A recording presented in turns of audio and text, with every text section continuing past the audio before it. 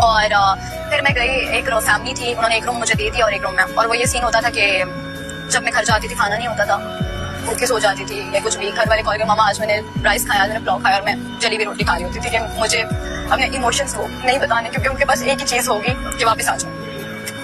फिर वो चीज खत्म हुई, मैं दूसरी जगह शिफ्ट हुई, वहाँ पे 4 लड़कियां रहती थी, 2 रूम से, उन्होंने ना बेड उसमें रखे हुए थे, एक रूम में 2 बेड, तो 3 रूम थे, 3 रूम में 6 लड़कियां थी। वहाँ पे मैं सबसे छोटी, मैं गई तो उन्होंने कहा कि 18,000 आपका मंथली होगा और बिल हाफ ऑफ किया जाएगा। ऐसे ओके, मैं वहाँ गई और बिल वगैरह सब चीजें स्टार्टिंग में देती रही, सब चीजें करती रही। एंड ये हुआ, मैं इस्लामाबाद चली गई घर वालों के पास, तो मैंने बिल भिजवाया, कहा जी 10,000 आपको बिल देना है। मैंने कहा ओके, मैंने 10,000 बिल दे दिया, 18 रेंट दे दिया। अब अगला मंथ आता है तो मैं तो उधर थी ही नहीं, एसी मैंने यूज ही नहीं किया, तो उसने बोला कि तुमने एसी के पैसे भेज दो। मैंने कहा मैंने जब एसी नहीं यूज किया तो मैं आपको पैसे किस चीज के भेजूं, मैं नहीं भेज रही आपको।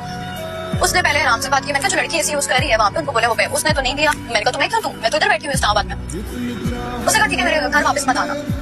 मेरी जिस दिन फ्लाइट थी, मैंने 2 दिन बाद करवाई, मैं उसको फोन करके एयरपोर्ट पे बैठ के उसने फोन नहीं उठाया, और मैं सोच रही कि अगर मैं जाऊंगी दरवाजा नहीं खोलेगी तो मैं क्या करूंगी। उसने कहा अगर आओगी तो मैं धक्के मार के निकालू। मैंने उसको पैसे भेज दिए, मैंने उसको भेजा 8,000 रुपया, मैंने कहा ले लो। उसने कहा 2,000 भेजो, मैंने कहा मैं और नहीं भेजूंगी। मैं आप यकीन करें, मेरी लैंडिंग हुई रात को 11 बजे और मैं एयरपोर्ट पे बैठी हूँ सुबह के 5 बजे। अब मैं सोच रही हूँ मैं क्या करूँ, किसको बोलूँ, किधर जाऊँ। तो फिर ये सोच रही, मैंने उसकी मिन्नतें की। वो कहते हैं ना कि आप एकदम से गिड़गिड़ाते हो कि यार नहीं नहीं नहीं मुझे आप प्लीज कर लो, मैं रात को कहाँ जाऊंगी। मैंने पता नहीं रैंडम किसी को मैसेज किया होगा स्नैपचैट कि यार मेरा घर का नहीं हो रहा, तो आप एक काम करें, कोई ऐसी है माइंड में आपके तो मुझे 1-2 रातें गुजारनी है, रहना है वहाँ पे, तो मैं बाद में अपना घर ढूंढ लूंगी। उसने बोला ठीक है, यूनिवर्सिटी रोड है वहाँ पे एक, वहाँ चली जाए, वहाँ पे एक रहती है लड़की टिकटॉकर है, वहाँ पे चली जाए। मैं वहाँ गई और वहाँ पे अजीब सीन, मुझे कुछ समझ नहीं आ रहा, वहाँ पे वो अलग ही चीजें चल रही थी। मैं तहज्जुद पड़ी और मैं रोऊं तो अल्लाह जी मुझे नहीं पता, मैं घर वालों को भी कॉल करके नहीं बता सकती, वो मुझे वापस बुला लेंगे, आप मुझे बचा लो। कुरान मेरे हाथ में था और मेरे आंसू से भरा था कि अल्लाह जी मैं नहीं हूँ ऐसी, मैं यहाँ पे ना कुछ बनने आई हूँ, मैं ऐसे नहीं कर सकती, आप मुझे कुछ भी घर दिखा दो। 2-3 दिन मैंने वहाँ गुजारे, मेरे मुझसे नहीं हो रहा, मैं यहाँ रह ही नहीं पा रही हूँ। मैं वहाँ से भागी, फौरन निकली वहाँ से, मैं जा रही हूँ, आपने बहुत ख्याल रखा, अल्लाह आपको सेहत दे वो। मैं वहाँ से निकली और मैं उसके पास लड़की के पास वापस गई सामान उठाने के लिए, और उस दिन भी मुझे याद है कि वो 16 अगस्त थी, रात को मेरी 12 बजे बर्थडे शुरू होने वाली थी। मैं 16 की शाम को गई, मगरिब के टाइम के मैं सामान उठाऊं वहाँ से और मैं ले लेती हूँ सामान, तो एटलीस्ट मेरा वहाँ पड़ा हुआ है। मैं जब वहाँ गई, दरवाजा मैंने चाबी से नहीं खोला, मैंने सामान शान उठाने लगी, साथ मेरे एक लड़का नीचे था, उसको मैंने बोला आप आ जाओ, पठान था, मैंने कहा आप आ जाओ, हेल्प कर दो, मैं आपको पैसे दे दूंगी, सामान मेरा इधर रखवा दो चींची में। वो ऊपर आया तो उसने कहा कि ठीक है मैं चलता हूँ।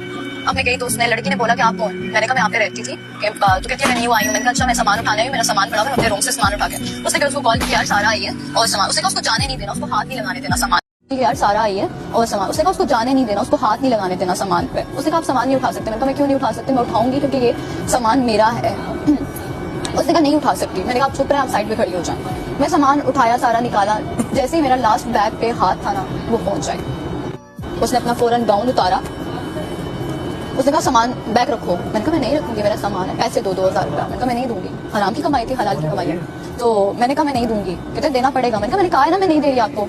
उसने एकदम ना मुझे धक्का दिया और आके उसने मुझे यहाँ से गले से पकड़ा।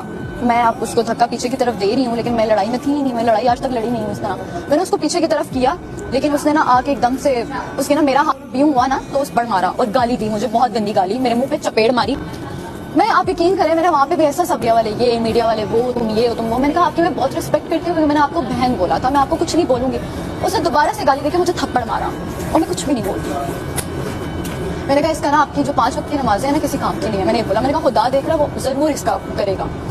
अच्छा इतना भी क्या होता है कि उसने जैसे ही, मैंने कहा मैं बैग तो लेके जाऊंगी, मैंने बैग जैसे ही पकड़ा ना, उसने सर पे उठा के मेरे डेकोरेशन पीस मारा। वो ये था कि उस लड़के ने पकड़ लिया तो मुझे थोड़ा सा हिट हुआ, ज्यादा नहीं हिट हुआ, और मुझे पुश करके उसने दरवाजे के बाहर धक्का लगाने की कोशिश की कि बाहर उसको भेजते, मैं बैग नहीं दे रही। तो जैसे ही मैं बाहर धक्का लगाया, मेरा हाथ था दरवाजे के बीच में, उसने जान के दरवाजे पकड़ के उसने किया, मेरी उंगलियां बीच में, अभी तक ये निशान है उंगलियों पे।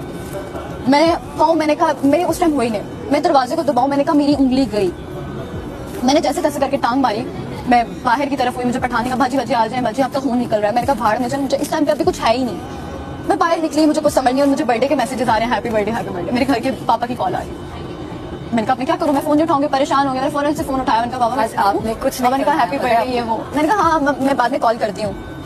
नीचे सारे जमा हो गए कराची के लोग, अब आप क्या केस करवाएं, आप FIR कटवाएं, आपको तो जुल्म हुआ है आप पे।